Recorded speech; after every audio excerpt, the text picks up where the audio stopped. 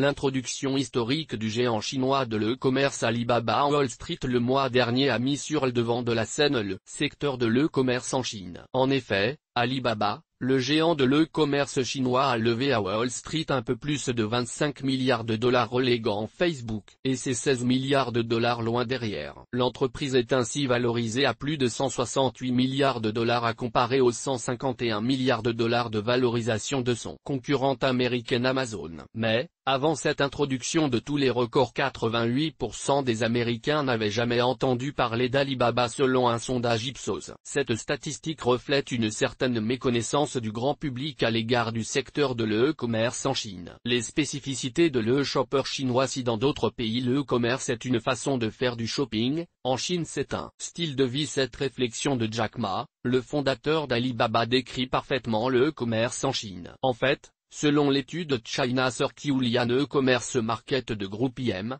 presque un quart des Chinois achètent aux toilettes, plus de la moitié ne dort pas pour acheter tard dans la nuit et plus de 1 sur 5 dit que leur addiction au shopping affecte négativement leur harmonie familiale. Cela est d'autant plus vrai, chaque 11 novembre, lors du Single Day, 1111, qui a généré en 2013, 5,7 milliards de dollars de chiffre d'affaires en un jour. Selon une étude de Bain sur les spécificités du e-shopper chinois, celui-ci est peu loyal à une marque, compare beaucoup les prix en ligne, est exigeant en termes de délai de livraison, 48 heures maximum, est toujours en quête de produits innovants et de qualité et hésite pas à chercher des recommandations sur les réseaux sociaux tels Weibo détenus conjointement par Sina et Alibaba avec lequel il est intégré et WeChat de temps s'intégrer au site e-commerce du groupe 51 Buy, comme et Papaye.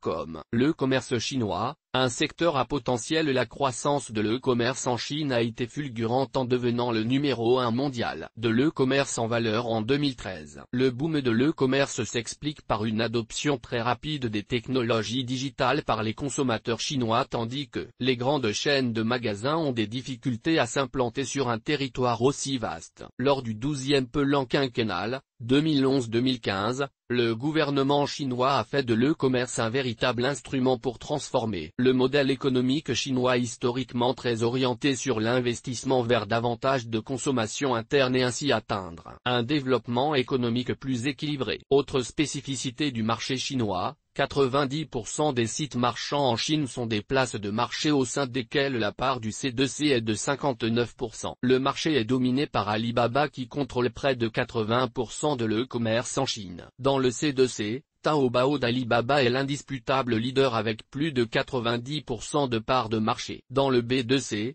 Tmall d'Alibaba possède 53% de part de marché. Son leadership est moins fort avec la présence de puissants challengers à l'image de JD comme 17%, Tan 6%, Suning 6% et Dangdang 2%. Dans le modèle des flash sales, Vipshop réplique et améliore le business model de vente privée. Comme la société a su bâtir de fortes barrières à l'entrée lui conférant le statut d'incontestable leader, 95% de part de marché. Selon la société de gestion Yuan-Siam, le commerce chinois possède encore de nombreux relais de croissance. Le taux de pénétration de l'e-commerce en Chine est de 9%, le pays reste en phase de rattrapage par rapport aux pays occidentaux si la Chine est le premier pays en termes d'individus connectés à Internet, 618 millions à fin 2013, le taux de pénétration est de seulement 45,8%, classant la Chine au 102e rang mondial, ce taux étant supérieur à 80% dans les pays occidentaux, selon le cabinet iClick.